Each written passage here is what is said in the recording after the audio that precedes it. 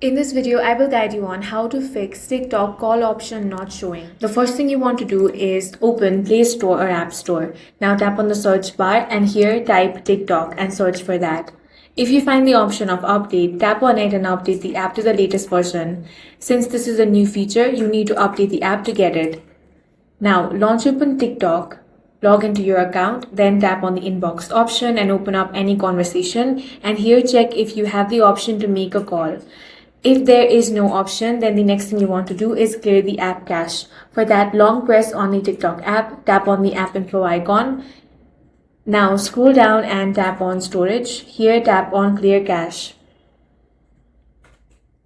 Once that is done, launch open TikTok and check. You can also uninstall the application and reinstall it from Play Store or App Store and then open the app and check. If you are still not getting this, then that might be because this is a new feature and TikTok will gradually roll out this feature in every account.